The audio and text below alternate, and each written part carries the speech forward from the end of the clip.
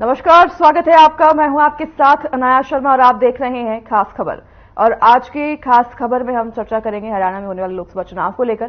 प्रदेश में लोकसभा चुनाव से ठीक पहले राजनीतिक में उथल पुथल मची हुई है। बीजेपी की सहयोगी जेजेपी उससे अलग हो गई, जिसके बाद से स्थिति यह बनी है कि बीजेपी की नेतृत्व परिवर्तन भी उनको करना पड़ा है।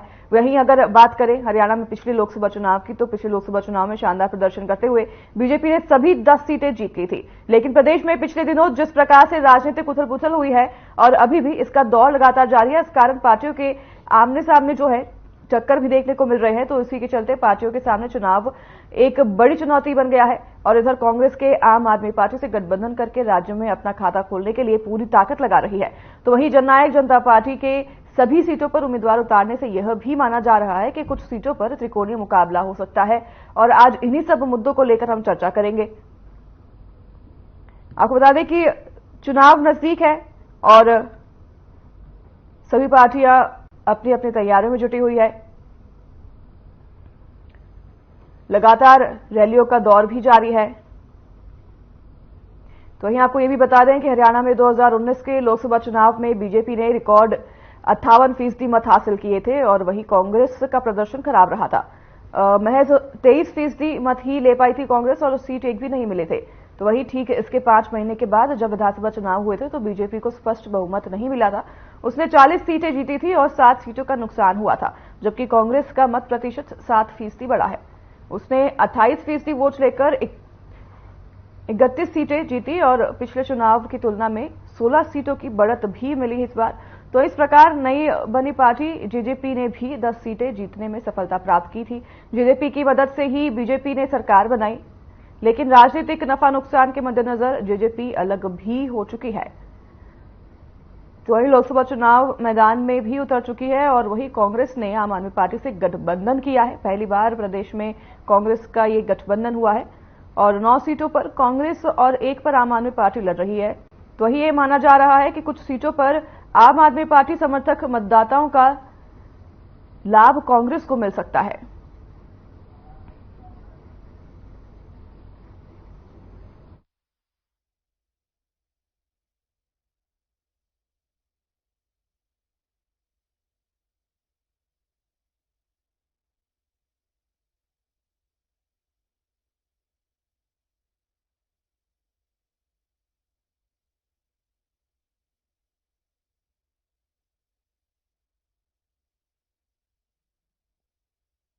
लाजपत नाम है।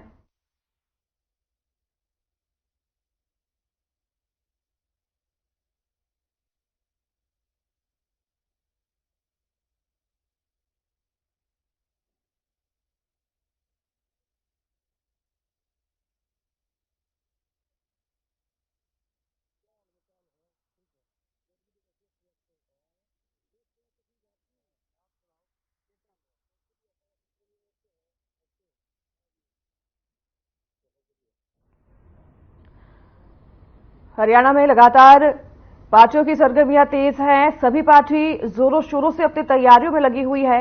चुनाव को महज कुछ दिन बाकी है और सभी पार्टियां अपनी अपनी तैयारी में जुटी हुई है। बीजेपी की भी तैयारी लगातार जारी है। बीजेपी ने अपने 10 प्रत्याशियों के नामों की घोषणा सबसे पहले की थी। तो वही आपको बता दें कि जेजेपी और इनेलो और बीएसपी भी इस बार मैदान में है। तो वही कांग्रेस इस बार आम आदमी पार्टी के साथ समर्थन में चुनाव लड़ रही है। पहली बार ऐसा हो रहा है जब कांग्रेस समर्थन में प्रदेश में चुनाव लड़ेगी।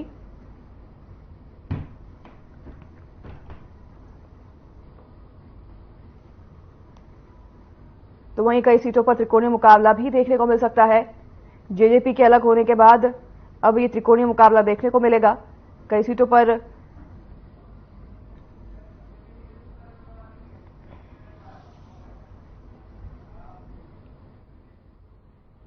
तो इन्हीं सब मुद्दों को लेकर आज हम चर्चा करेंगे। सबसे पहले हमारे साथ नीरज गुप्ता, कांग्रेस प्रवक्ता, जुड़ गए हैं। आपका बहुत स्वागत है नीरज जी। और आप ही के पास सबसे पहले मैं आऊंगी। सभी पार्टियां अपनी अपनी तैयारी कर रही है, कांग्रेस भी अपने तैयारी में जुटी हुई है सर, लेकिन इस बार ऐसा लग रहा है देख के कि कांग्रेस को ज्यादा चिंता विधानसभा की है। देखिए मैडम, ऐसा कुछ नहीं। ये देखो, लोकसभा चुनाव में इंडिया गठबंधन चुनाव लड़ रहा है और इंडिया गठबंधन के जितने भी हमारे उम्मीदवार हैं सब अपनी मेहनत से काम कर रहे हैं। ऐसा कुछ नहीं है, पूरे हमारे ध्यान लोकसभा चुनाव पे है वो लोकसभा का रिजल्ट ही विधानसभा का रिजल्ट होगा, उसका इम्पैक्ट चलता है इस बात का। ये आप बात मानते हो? लेकिन मैं बात कहना चाहूंगा, विधानसभा का जो क्रम चल रहा है तो उससे हमारा विधानसभा में ध्यान है। हम हरियाणा की जो सरकार है उससे घटनाक्रम पे नजर डाले हुए हैं। आप देखिए, उनके 3 निर्दलीय विधायक ने साथ छोड़ दिया, 10 जसपा वाले हमें साथ देने होते आ रहे हैं। सारा विचार विमर्श चल रहा है। ठीक है, हरियाणा की राजनीति संबंधित मामला लोकसभा जिसमें है तो नेचुरली ध्यान जाना स्वाभाविक है। मैं आपसे इतना ही कहूंगा, इंडिया गठबंधन मजबूती से चुनाव लड़ रहा है और आप देखना इसके रिजल्ट पॉजिटिव होंगे। जो बीजेपी की 10 सीटों की था वो सपने टूट चुके हैं। उनको भी अच्छी तरह पता है कि हम 10 सीट जीतने नहीं जा रहे, और 10 सीट की बात छोड़ो, वो 400 सीट भी जीतने नहीं पा रहे। अब तो उन्होंने नारा लगाना ही बंद कर दिया। अच्छा, तो जनता सबक चुकी है, जनता इनके झूठे दावे की पोल खुल चुकी है। जनता 2 बार हर बार मूर्ख कोई बनेगी।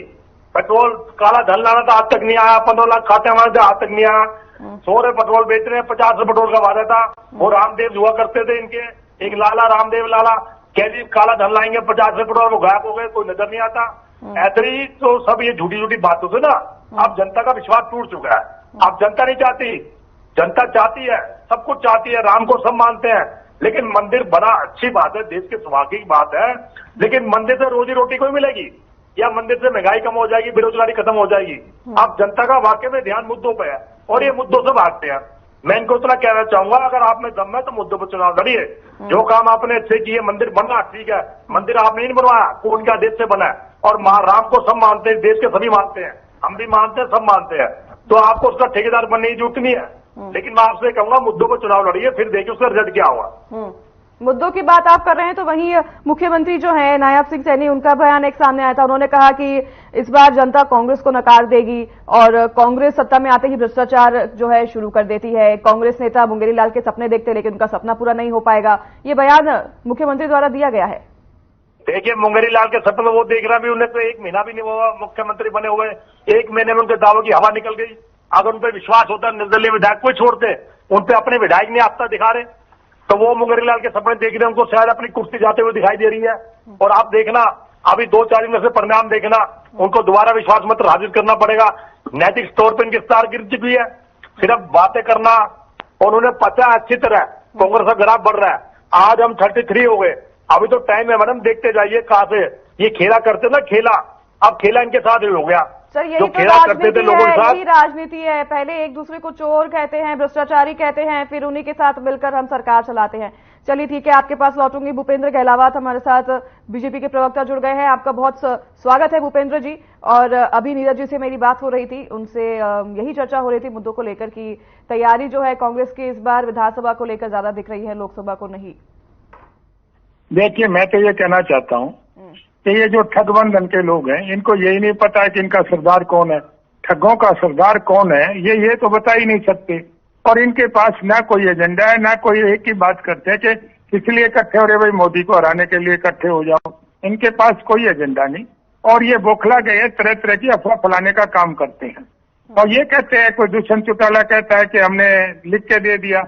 अरे भाई, तुम्हारे पास 10 MLA, परेड कराओ, तुम परेड तो कराओ। मैं तो ये कहता हूँ, ना तो 30 MLA कांग्रेस के पास है, ना 10 MLA उनके पास है। जब फ्लोर पे बात आएगी तो उनको अपनी औकात का पता लग जाएगा।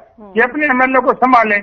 इनके पास जब फ्लोर टेस्ट का भी तो 1.5 महीना पहले हमने फ्लोर टेस्ट कराया है, हमने तो कॉन्फिडेंस लिया है ना।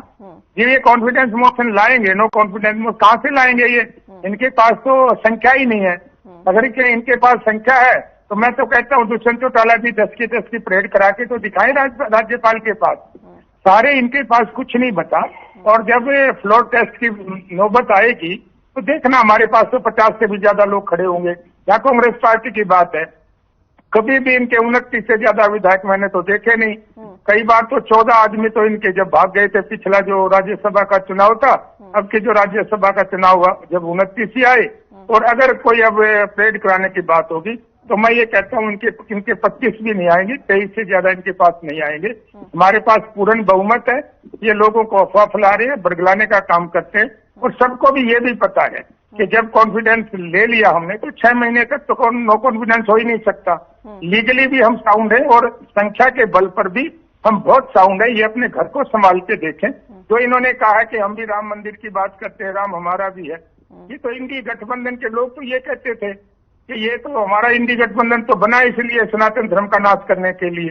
ये किस मुंह से कहते हैं कि राम हमारा है? और जब राम मंदिर का न्योता आया तो तब भी इन्होंने ठुकराने का काम किया। इनको ये भी बर्दाश्त नहीं हुई जब ये ना जाते, लेकिन इन्होंने कहा कि हम तो जाएंगे ही नहीं, हमने तो उसको ठुकराने का काम किया है। आज ये वोट के लिए राम मंदिर का अपना बता रहे हैं। इनको 9 की संस्कृति में राम है, नीरज जी का कहना है कि राम मंदिर तो बीजेपी का भी नहीं है, राम मंदिर का तो चुनाव के लिए बीजेपी पूरी तरह से इस्तेमाल कर रही है। फिर ये अगर राम मंदिर हमारा नहीं है तो ये क्यों कह रहे थे कि हमने राम मंदिर का उसको ठुकरा दिया है और ये इंडी गठबंधन बना इसलिए सनातन धर्म का नाश करने के लिए? फिर ये ऐसी भाषा क्यों बोलते हैं? ये ठग गठबंधन है। इनके पास जितने लोग करप्शन से घिरे हुए हैं उन्होंने एक गठबंधन बना दिया, ठगबंधन बना दिया, और उसका कोई मिनिमम प्रोग्राम नहीं, कोई एजेंडा नहीं, कुछ लेना देना नहीं। ये तो सिर्फ ये चाहते हैं कि लोगों की वोटों पर किस तरह से डाका डाला जाए, उस तरह की बातें ये करते हैं। इनका कोई लेना देना किसी चीज से नहीं है।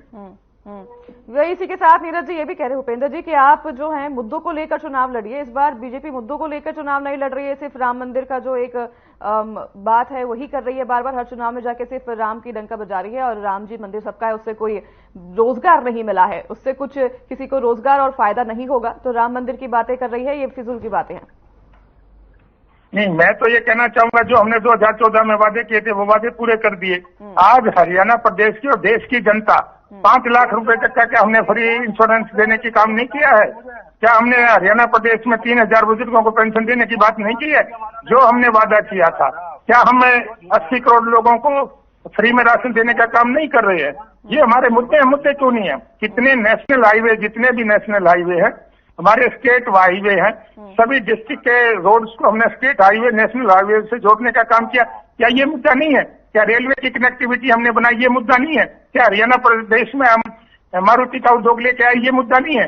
अरे हम तो विकास के लेके 1,30,000 लोगों को हमने सरकारी बिना खर्ची पर्ची के नौकरी दी, ये मुद्दा नहीं है?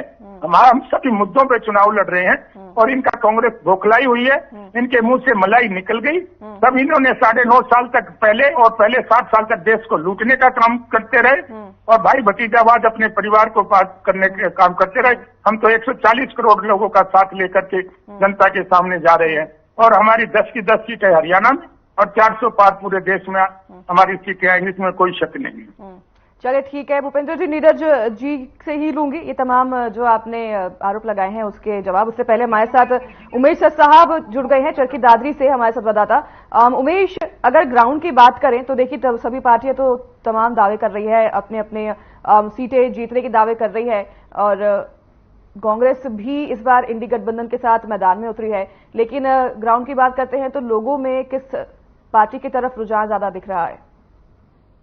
जी अनाया, मैं बताना चाहूंगा अगर चरखी दादरी जिले की बात की जाए तो चरखी दादरी जिला जो बैंड्रेड भिवानी क्षेत्र लोकसभा क्षेत्र के अंदर आता है, यहाँ पे भाजपा द्वारा चौधरी धर्मवीर सिंह को तीसरी बार यहाँ से प्रत्याशी बनाया गया है। साथ में राव दान सिंह को कांग्रेस एक पार्टी की तरफ से प्रत्याशी बनाया गया है, जिनके बीच में जो है मुख्य मुकाबला माना जा रहा है, क्योंकि जो चौधरी धर्मवीर सिंह है उसको लेकर के भाजपा जो नेता है, चाहे वो पूर्व मुख्यमंत्री जो यानी कि मनोहर लाल खट्टर है, वो भी यहाँ पे जनसभा कर चुके हैं। साथ में और भी जो वरिष्ठ नेता है वो चरखी दादरी जिले में रैली कर चुके हैं। उसके साथ में जनसंपर्क अभियान भी भाजपा कार्यकर्ताओं द्वारा लगातार चलाया जा रहा है। उसकी अगर बात की जाए कांग्रेस पार्टी की, तो कांग्रेस पार्टी द्वारा भी राव दान सिंह के समर्थन में जो कांग्रेस कार्यकर्ता वो लगातार बैठ के और जनसंपर्क अभियान चला के प्रत्याशी के पक्ष में वोट की अपील कर रहे हैं। लेकिन जनता का मानना है कि अब की बार जो विकास के नाम पे वोट डाला जाएगा, चाहे वो कोई भी प्रत्याशी है, क्षेत्रवाद और जातिवाद से ऊपर उठ करके और विकास के नाम पर वोट डालने की जनता की जो राय है वो आ रही है। जनता का कहना है कि 2 बार यहाँ से सांसद चौधरी धर्मवीर सिंह यानी कि सांसद रह चुके हैं, उन्होंने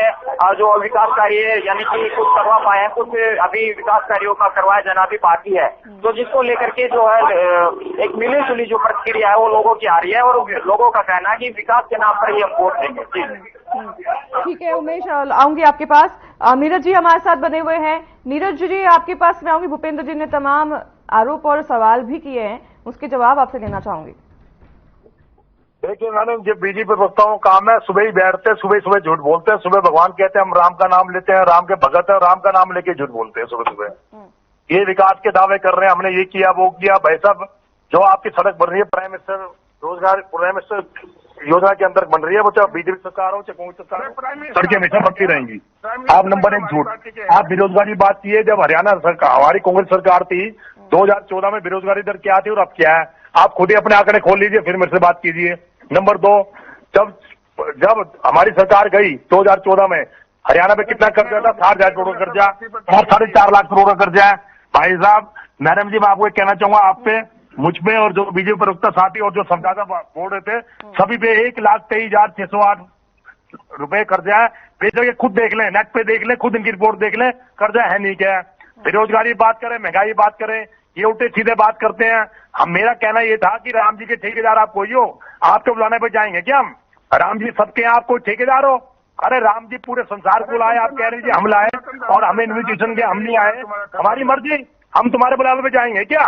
अपनी मर्जी से जाएंगे, जब हमारा मन होगा। राम तो सबके हैं, राम दिल में बसते हैं। आपसे पूछ के हमें सर्टिफिकेट चाहिए कि आपके बुलावे पे जाएंगे, ये आप ठेकेदार हैं। आपका तो इतने बड़े बड़े आचार्यों ने विरोध किया कि मोदी जी को जाना नहीं चाहिए, पूजा नहीं करनी चाहिए, तब आपने बात मानी क्या? तो इसलिए भिखारी की बात छोड़ के अब आपको मुद्दों की बात करता हूँ। ये 400 पार का नाम लेते हैं, अपना मैनिफेस्टो खोलिए। 100 स्मार्ट सिटी का वादा था, बताइए एक स्मार्ट सिटी भी खोला हो? मैं फरियाद से भी आता हूँ, एक स्मार्ट सिटी दिखा दी है मैडम जी, इनसे जरा पूछिए कहा गया काला धन। आज ये कह के प्राइम मिनिस्टर करते हैं बात कि टेम्पो में भर के धन आता है। और भाई साहब, आपको प्राइम मिनिस्टर जी, मिस्टर प्राइम मिनिस्टर, आपको कैसे पता कि अडानी वानी टेम्पो में पैसा भर के देते हैं? इसका आपने लिया है टेम्पो में भर के, तभी तो आप टेम्पो की बात करते हैं। आप पहली बार अडानी वानी में बोले, इनके प्रवक्ता चुप है, क्यों नहीं जवाब देते? टेम्पो में धन कहां से आया? यानी बीजेपी के जो साथी हैं, बीजेपी के जो सत्ता के लालची हैं, उन्होंने 9.5 साल उनसे धन लिया, टेम्पो में भर के उनके हेड ऑफिस आया। उनका कहना ये था, उनको कैसा था, मोड ऑफ पेमेंट किया। तो ये सब बेकार की बातें हैं। लेकिन मेरे संवाददाता मित्र ने एक बड़ी अच्छी बात करी कि विकास के मुद्दे पर वोट देंगे, और मैं गारंटी से कह रहा हूं विकास के मुद्दे पर कांग्रेस को लोग वोट देंगे। मेरे संवाददाता मित्र ने बहुत अच्छी बात की, मैं भी चाहता हूं विकास, महंगाई, बेरोजगारी के मुद्दे पर दे। तीसरी बात ये कहना चाहूंगा, 750 किसान के हत्यारे, उनकी आत्मा आपको ढूंढ रही है, उनकी आत्मा आपको कोस रही है। अरे आपका तो बीजेपी के गांव में बोर्ड तक्की लग रही है आपके नाम की, जैसे कुत्ते गले में तक्की लगती है कि इनका आना मना है, वैसे तक्की लगी बड़ी है। नीरज जी, आप शब्दों का इस्तेमाल नहीं करेंगे, आप टेलीविजन पे ऑनलाइन आप शब्दों का इस्तेमाल नहीं करेंगे। चलिए आपके पास मैं लौटूंगी। भूपेंद्र जी, तमाम बातें की हैं नीरज जी ने, और विकास की बात आप नीरज जी कर रहे हैं कि विकास की बात पर इस बार वोट देंगे, हमारे संवाददाता ने बताया। अब कौन सी पार्टी विकास कर रही है, मुद्दा तो ये भी है ना, विकास के तो नाम पर ही वोट इस बार तो क्या हर बार जनता देती है, जनता को तो विकास ही चाहिए देश का, लेकिन विकास होता नहीं है ना, बात वो है।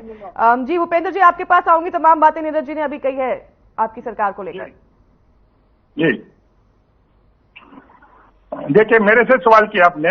जी भूपेंद्र जी, देखिए मैं तो ये कहना चाहूंगा, हम विकास के नाम पर वोट मांग रहे हैं। हमने सारे कितने नेशनल हाईवे बनाए, सारे कितने स्टेट हाईवे बनाए, हमने हर डिस्ट्रिक्ट को नेशनल हाईवे और स्टेट हाईवे से सब रोडों को जोड़ने का काम किया। नीरज जी का कहना है कि जो आप नेशनल हाईवे की बात करते हैं, वो तो कांग्रेस ने ही शुरुआत की थी उसकी, आप तो उसका जबरदस्ती उसका श्रेय लेते हैं। देखिए, ये तो आप भी जानते हो कि कांग्रेस ने क्या कराया था। कांग्रेस ने तो जब भूपेंद्र हुड्डा की सरकार थी, मानेसर में किसानों की जमीनों पे नोटिस दे के अपने आदमियों के नाम एग्रीमेंट करा के, और किस तरह से 1500 करोड़ रुपए किसानों को ठगने का काम किया था, किस तरह से खर्ची पर्ची लेके नौकरी देने का काम किया था, जिनकी 13 लिस्टें माननीय उच्च न्यायालय ने कैंसिल कर दी और एक लिस्ट को अभी संदिग्ध माना हुआ है। इनके राज्य में कैसे काम होता था, एक बुजुर्गों को पेंशन 1000 रुपए सिर्फ मिलती थी, आज ये 6000 की बात करते हैं। जब ये 9.5 साल तक देश को लूटने का काम किया, तब चुनी तीनों ने 6000 रुपए। आज ये किसानों की बात करते हैं, हम किसानों को किसान निधि योजना के तहत 6000 रुपए देने का काम कर रहे हैं। 48 घंटे के अंदर किसानों की पेमेंट उनके खाते में डालने का काम कर रहे हैं। हमने 11,000 करोड़ रुपया खराबे से मुआवजा देने का काम किया है। इनके राज्य में 5 रुपए और 2 रुपए का चेक मिलते थे। इनके राज्य में किस तरह से कई महीने किसानों की पेमेंट नहीं होती थी।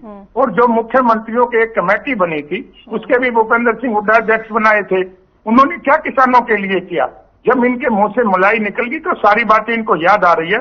आज सरकार अगर विकास ना करती तो हमारे यहाँ निवेश कैसे आता, हरियाणा प्रदेश में मारुति का उद्योग कैसे लगा, बड़े कारखाने बनाने का गन्नौर में उद्योग कैसे लगा, इंटरनेशनल वेजिटेबल मार्केट कैसे बनने की बात हुई। ये सब विकास की बात है, लाखों लोगों को रोजगार मिलने की बात है। इनको तो ये बौखलाए हुए हैं, इनको तो कुछ ना कुछ कहना है। ये पोजीशन के लोग हैं, इनके पल्ले कुछ नहीं रहा, ना पहले कुछ था ना आज कुछ रहा, और कांग्रेस पार्टी को नकार दिया। ये डूबता हुआ जहाज है, लोग इसमें से उतर के भागेंगे। और ये कोई पार्टी नहीं है। ऊपर तो माँ बेटे की पार्टी है, नीचे बाबू बेटे का पार्टी है। इन्होंने सिद्ध भी कर दिया किस तरह से भूपेंद्र हुड्डा ने सारी कांग्रेस को एक तरफ लगा दिया किनारे, और वो लोग बेचारे तड़फ रहे हैं और उसका इनको परिणाम मिलेगा। और मैं कहता हूँ 10 की 10 सीटें लोकसभा की हरियाणा में और 400 पार हम देश में जीत कर आएंगे। इसमें किसी किस्म की कोई शंका करने की जरूरत ही नहीं है। चलिए, बिल्कुल इसके तो इंतजार करना होगा भूपेंद्र जी, हमें भी और आपको भी 4 जून का। मैं आपके पास में आऊंगी उमेश जी। जैसे कि अभी पार्टियां तो दावा कर रही हैं सीटें जीतने का और कह भी रहे हैं कि विकास तो हमारी पार्टी ने किया है। अब विकास किस पार्टी ने किया है फिर भी, लेकिन अगर हम देखें पिछली बार के चुनाव के मुकाबले इस बार जो है मतदान में काफी गिरावट आई है। अगर विकास के मुद्दे इतने ही हैं और अगर पार्टियों को सपोर्ट किया जा रहा है तो फिर वोट देने के लिए लोग बाहर क्यों नहीं निकल रहे? इसका क्या बड़ा कारण हो सकता है?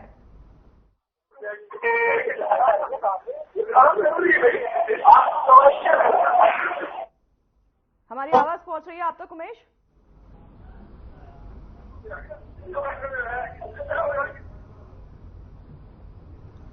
उमेश हमें सुन पा रहे हैं? जी उमेश, यही सवाल मेरा आपसे था कि इस बार अगर मतदान की बात करें तो मतदान में काफी गिरावट देखी गई है, लोग वोट देने के लिए बाहर नहीं निकल रहे हैं, इसका क्या बड़ा कारण हो सकता है? अभी मतदान प्रतिशत कम हुआ है, उसका मुख्य कारण यही माना जाता है विकास के नाम पे वोट लोग दे देते हैं, लेकिन विकास कार्य नहीं हो पाते, जिसको लेकर के जनता में ये भी होता है कि जनप्रतिनिधि लेके आते हैं लेकिन विकास कार्य नहीं होने की वजह से यानी कि अब की बार मतदान प्रतिशत जो कम देखा जा रहा है उसका यही कारण है कि विकास के नाम पे वोट मांगा जाता है, लेकिन आगे जाने के यानी कि बढ़ने के बाद में कोई भी जनप्रतिनिधि विकास कार्यों पे ध्यान नहीं देते, जिसको लेकर के लोगों में काफी रोष देखने को मिलता है। तो क्या इस बार जागरूकता जो रैली चलाई जा रही है उसका कोई असर लोगों पर देखने को मिलेगा? वोट देने के लिए लोग बाहर निकलेंगे?